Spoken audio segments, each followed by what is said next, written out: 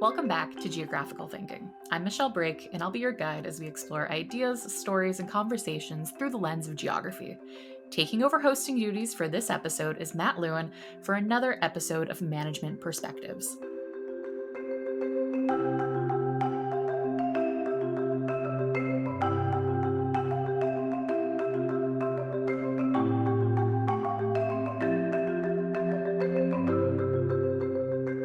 Hello and welcome to Management Perspectives, an interview series from Esri Canada where we discuss the business side of GIS and geospatial technology and how it's reshaping industries around the world.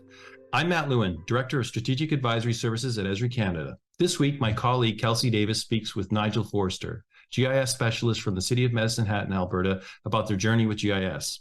Have a listen. Over to you, Kelsey. Awesome. Thanks, Matt. Very happy to be here today with a very special guest, Nigel Forster, as you mentioned.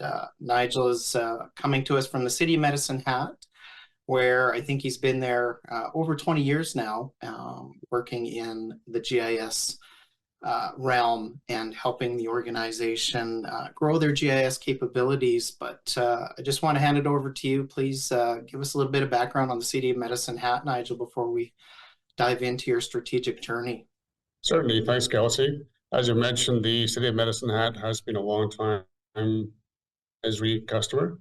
We have a very mature GIS system. We've been using the enterprise GIS here for about 30 years now, different capacities. And for those not familiar, Medicine Hat is just down the road from Calgary. We're tucked in the southeast corner of Alberta, right by the Saskatchewan-US border. Awesome. Thanks very much, Nigel. Well, it's been a moment since we worked on your strategy. So thanks for agreeing to chat with us here today. Just wanted to do a little bit of a look back. And now that we're a few years under our belts in terms of where we were back in 2020, step me through the strategic journey that you've been through. Let's go back to when the idea first came up of doing a strategy. What were some of the factors that influenced the decision to go ahead with doing a strategy, and some of the hurdles and challenges along the way, and how you overcame those? Thoughts on that? Great, thanks, Kelsey. You're right. It has been a moment. It has been a journey. Give you a little bit of background, a little bit of history. As you mentioned earlier, I have been with the city for 20 plus years. The first 17 of those was with the IT department. And at the time I was managing several teams. We decided back in 2018 to relaunch the enterprise GIS team. We actually took it out of the IT department and moved it to a different division. Part of the strategy was to build the team. So we got additional staff members. We had additional resourcing, additional funding. Back in the IT days, had some talent, had a lot of great ideas, but really just didn't have the capacity or the resources to implement some of those.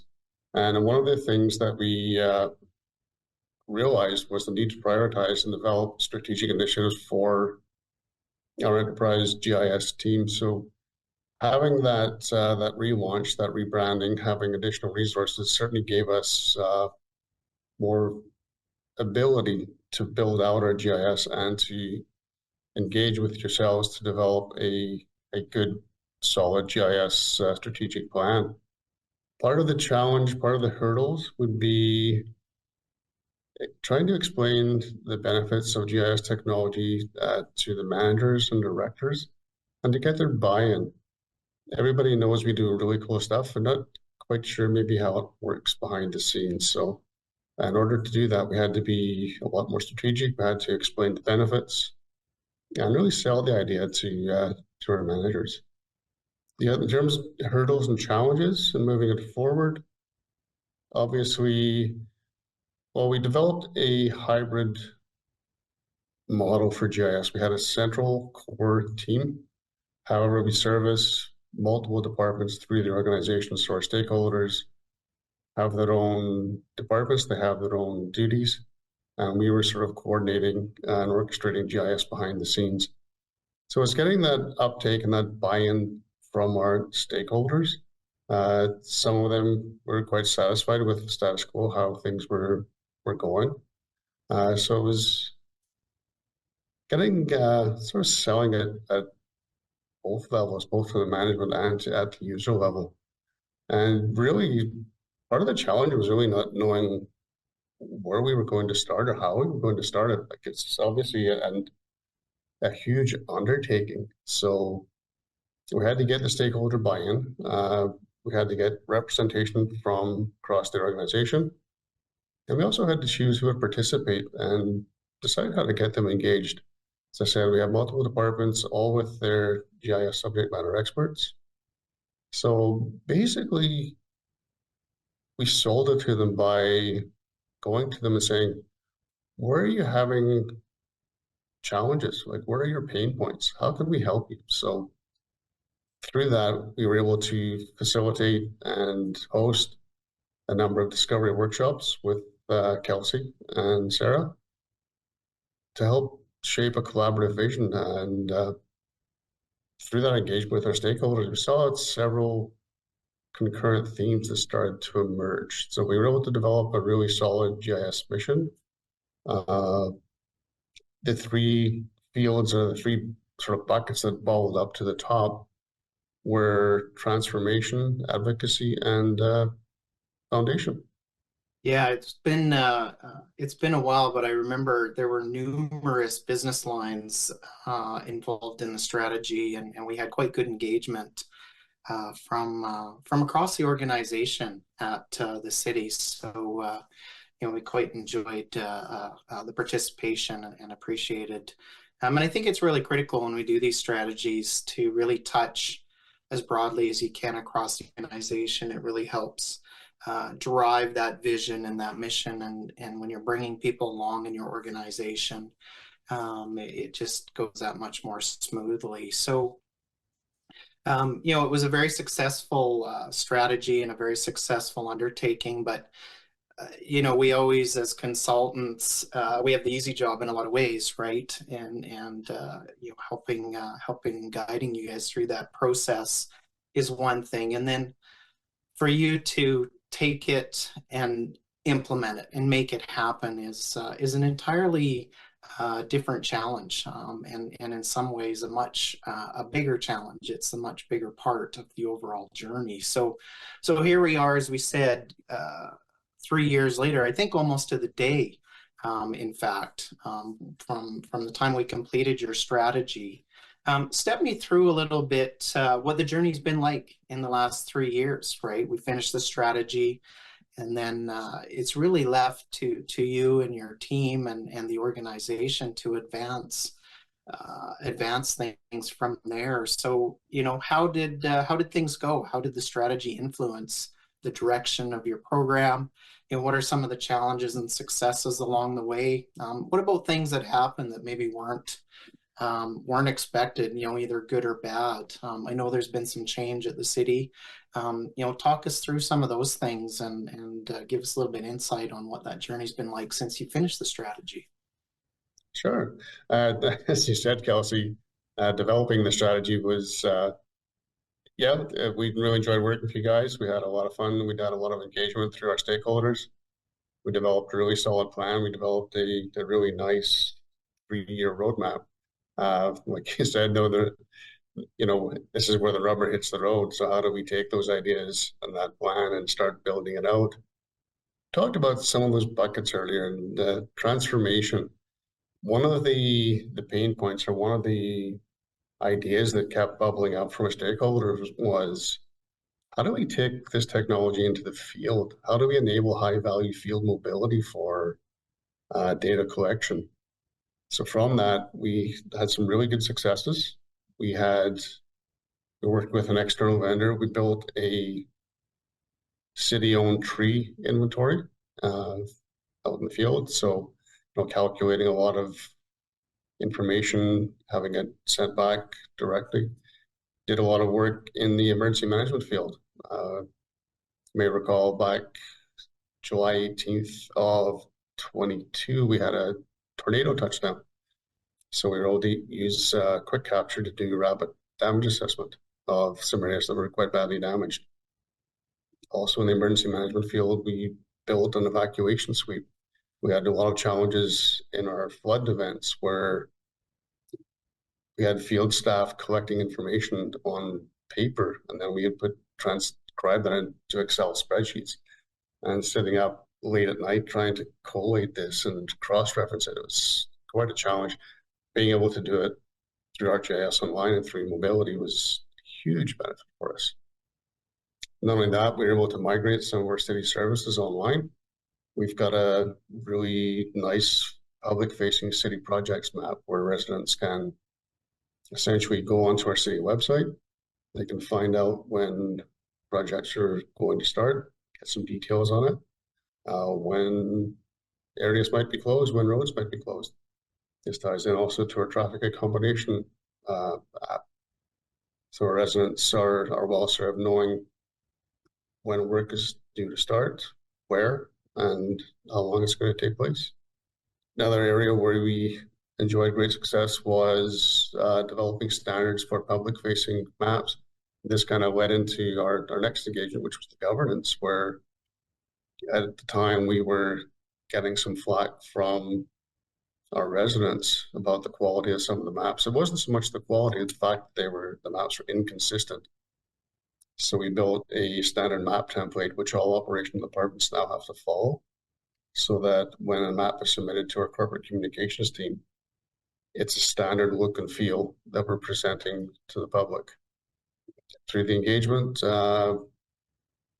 we really got to promote and develop GIS literacy and raise awareness, through the organization, not just internally, but also for the public.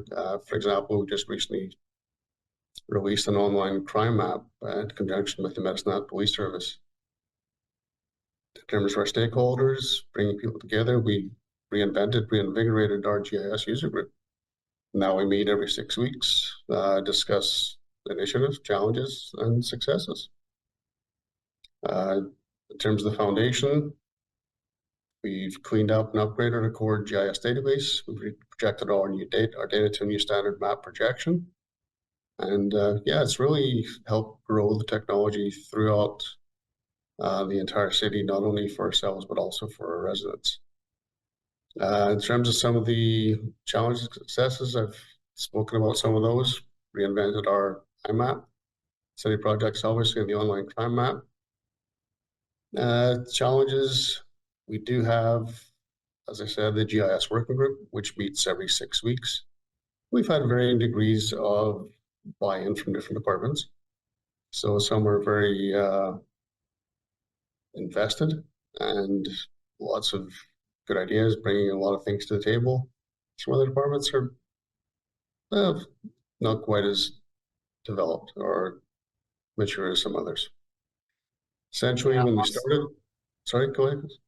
I was just going to say that's all really good stuff, and I know there was a ton of things on the roadmap for you guys to do, and you're a relatively small team there, but I also know there's been quite a lot of change within the organization since the strategy was finished, right? It's a municipality that changes a lot, near as I can tell, and from the conversations we've had. So, talk about some of that change. There were things that were happening that we maybe weren't aware of when we were doing the strategy, and how did that influence you and your team's ability to follow through with the roadmap, and how did the strategy help with dealing with that change and navigating it? Change is a factor, I think, in all organizations, but any comments on that? Sure. Like you mentioned, Kelsey, change is one of the constants in municipal government. There have been a number of reorgs since I've been with the city. We've had a couple of pretty major ones in the last 3 years since we developed the plan.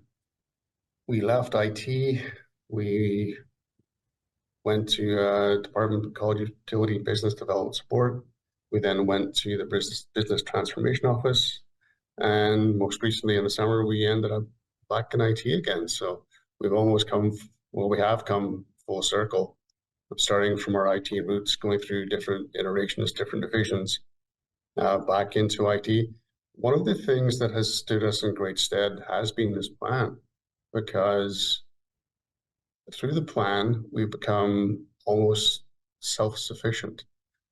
We know what we need to do. We have projects that we're working on. We have goals that were identified through the plan. We're essentially self-managed, so we can go through our day-to-day operations without needing a lot of involvement or a lot of guidance from management.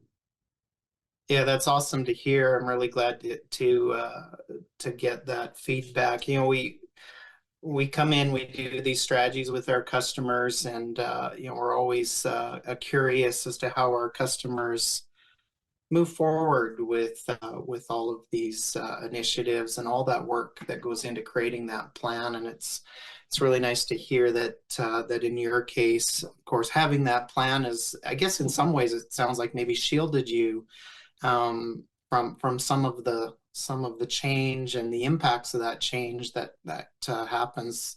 It's a problem and a challenge for a lot of our customers, is that there's always constant change, and it can have a lot of influence and really challenge the ability to move forward with a plan. But having that plan as well allows you to stay the course, and by having all the business stakeholders engaged, of course, you have a lot of organizational support. Everybody is bought into that plan. Many stakeholders have had a hand in shaping that plan, and so, you know, it really does stand up, and I'm happy to hear that worked really well at the City Medicine Hand in terms of shielding you guys, and you could just stay the course and really continue doing all the wonderful things you're working on. Most Really good definitely, stuff. the plan gave us a set of initiatives to begin working on, which we did. We enjoyed some great successes with that. So it got it brought a lot of positive feedback for the department and for the technology. And so people were starting to ask, well, what are you guys doing next? You know, can you help us develop an online map for development permits for planning, for example? So we found ourselves, like I said, not only shielded, but also in some senses in demand, because people were seeing what we were doing and really excited about how the technology was being used and how it was serving our community and our residents. Awesome. That's really good to hear. And you know, these are the exact kind of outcomes that we're always looking for, and you know, some of the goals when we do these strategies in terms of the outcomes we hope for our customers. So really happy to hear and see that that's working for you guys. So just to kind of close out, and as we move towards the you know, the current state, we have a lot of customers thinking about strategies. As you said yourself at the start, you know, you guys weren't sure what the strategy would do, how it would look, and how to get started. And of course, you engaged us to help you do that. But put yourself in the shoes of somebody going back a few years, right at the start of the journey, and you know, what kinds of key things would you encourage people to focus on and think about when planning for this, or considering completing a strategy journey like you've been on? And if you were to do it again, you know, what kinds of things might you do differently? And you know, let's hear your thoughts on that. Certainly. I would strongly encourage anyone who's remotely thinking about it to really start doing it. And it is a little daunting.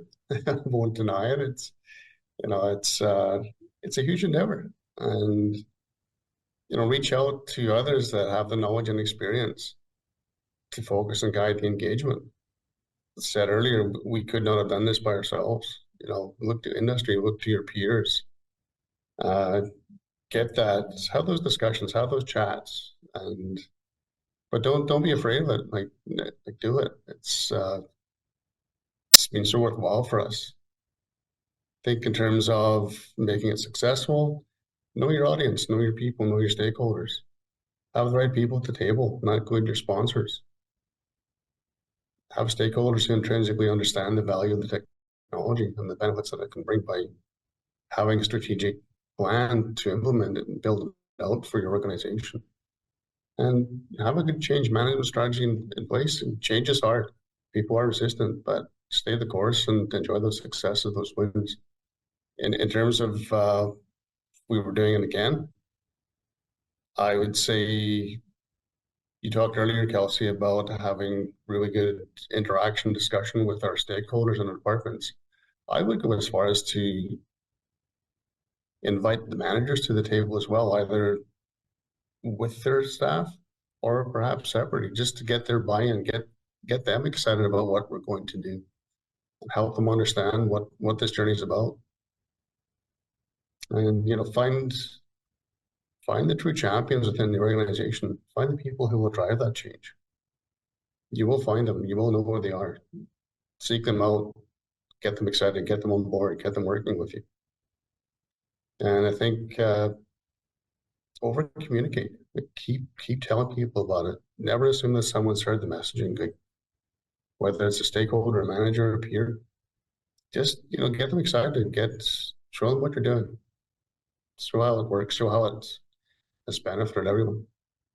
Awesome. Really appreciate those insights, Nigel. So just to kind of wrap things up, give me a couple of your most valuable moments or most valuable parts of the journey or the experience so far. If you had a couple of key things that really stand out in your mind in terms of where the most value has been derived in going through this process and along the journey.